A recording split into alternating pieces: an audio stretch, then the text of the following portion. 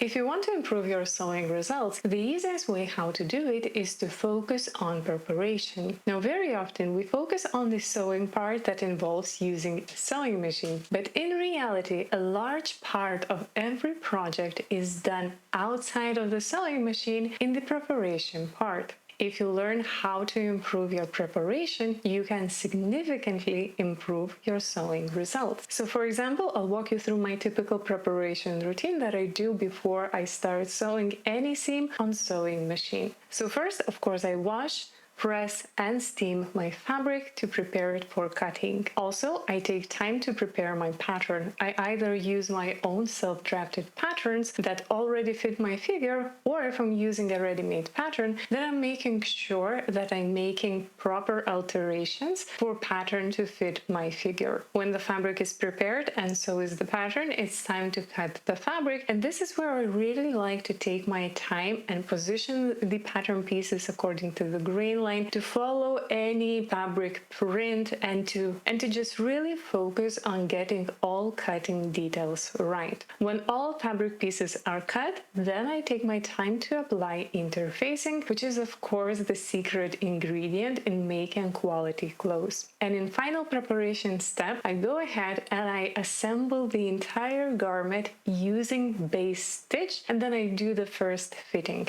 Yes, that's right. I do the first fitting before I sew any seam on sewing machine, and I just look at the fit how I like it. Following this routine, I can eliminate any upcoming fitting or sewing issues, and then after the garment is already fitted the first time with the base stitch, I can go ahead and calmly start sewing my garment on the sewing machine. Now, I know that this routine may seem a little bit excessive, and it does require time to complete, but if I skip any of these steps, I very often catch myself remaking seams, having to rip out stitches, or I end up with fitting that I don't in particularly like. So if you want to improve your sewing results, begin by improving your preparation. This is one of the 6 underrated sewing tips that I want to share in today's video. To show how well these tips work, I created this wedding guest outfit from corset and skirt using a beginner-friendly machine, Brother J17s. And this video is created in partnership with Brother. Now, the second underrated sewing tip is to learn how to push the foot controller steadily. Now, when you're learning how to drive a car, one of the first things that you're learning is how to operate the gas pedal. More precisely, how to push it down and push it up.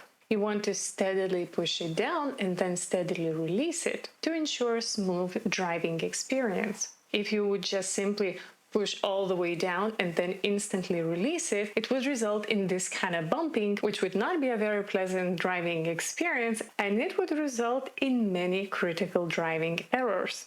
The very same applies to the sewing machine foot controller. If you push it instantly all the way down and then release it, then you're going to lose the control over your fabric and seam. One of the first things that I teach in my beginner sewing course is how to operate the foot controller so that you're smoothly pressing it, steadily keeping it at the same pace always when you're sewing the seam, and then gently releasing it. Take time to practice to gently operate the foot controller, and you will see how massively you will be able to improve your sewing results and the control you have over your fabric and seam. Another underrated sewing tip that will help you very easily improve your sewing results is to sew slowly. Now, same as with the previous tip with the foot controller, if you're able to sew slowly and steadily, you will have more control over your seam and fabric. You will be able to navigate the seam better, you will be able to catch sewing mistakes before they happen, and you will be able to position fabric better. Now, of course, if you're sewing a straight seam on a fabric that has a straight cut edge, of course you're able to sew very fast.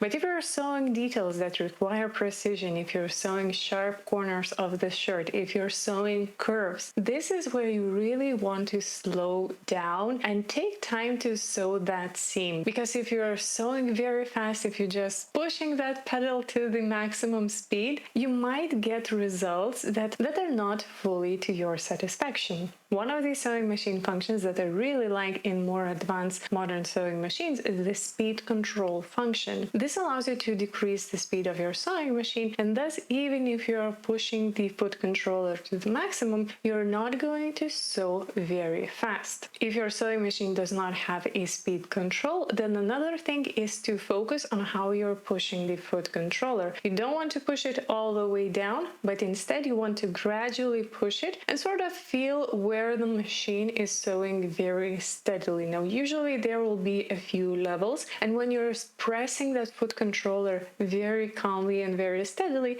you will be able to catch those levels. Now, another underrated sewing tip that will help you improve your sewing results is watch the fabric edge, not the needle. Now, there's a saying among seamstresses that you don't have to watch the needle because the needle is not going anywhere. And yet, this is a mistake that beginners often make. So when you're sewing seam, you have two options. You can look at how fabric edge aligns with one of the markings on the metal plate of your sewing machine, or you can check how the fabric edge aligns with the edge of the presser foot. Then when you're sewing, you just have to pay attention that you're feeding the fabric through the presser foot, always aligning the edge at the same distance from either metal plate marking or edge of the presser foot. Using this method, you'll be able to create very accurate stitching results and again increase the control that you have over your seam. Now, we cannot talk about getting better sewing results without talking about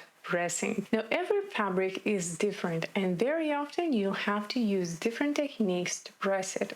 Now, for example, in this particular wedding guest outfit, the fabric seemingly is very simple, but it was very tricky to press. Now, the seam allowance was very easy to press in the way that it gets visible on the right side of the garment, and it's extremely hard to get rid of those markings. Not only that, but when pressing from the right side of the fabric, anytime the hot iron even gently touches the fabric, that fabric part instantly gets permanent shine from the hot iron. So to avoid getting seams pressed, I had to use thicker paper to put it underneath the seam allowance and only then press. And to protect fabric from getting shine, I had to use a very thin, lightweight faux organza to add an extra layer between that hot iron and my fabric. Had I not taken these pressing precautions, my results would have looked disastrous. Now, of course, not every fabric is this tricky, but knowing what pressing techniques to when and why will help you not only get better results, but not to ruin the ones you already made. Pressing is one of the key elements that we're going to focus in my upcoming skirt pattern making, fitting, and sewing course. In the course, we make the pattern block based on our own body measurements and sew two fully lined classic silhouette skirts. The course is very detailed, over 5 hours of edited video material that you can go through at your own pace. There are no magic tricks in the course and there are no sewing hacks, just techniques that you will be able to apply in future projects and elevate your results to the next level. The course launches September 7th, and I'll leave a link to pre-order in the description box below,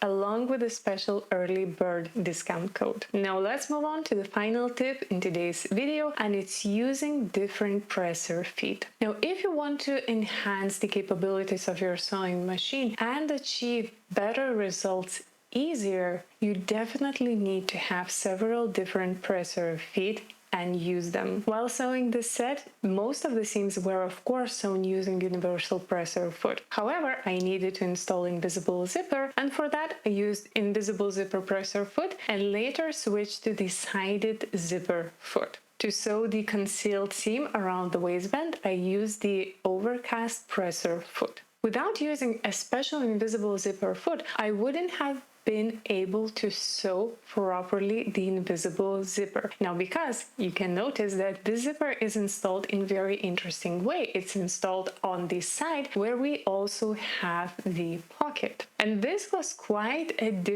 technically difficult part to sew in this skirt. But because I had the right foot, I was able to sew even through bulky material and create a truly invisible zipper. If you want to learn more about different purser feet, this is a video you should watch next. Thank you for joining me today, and I will see you next time. Bye!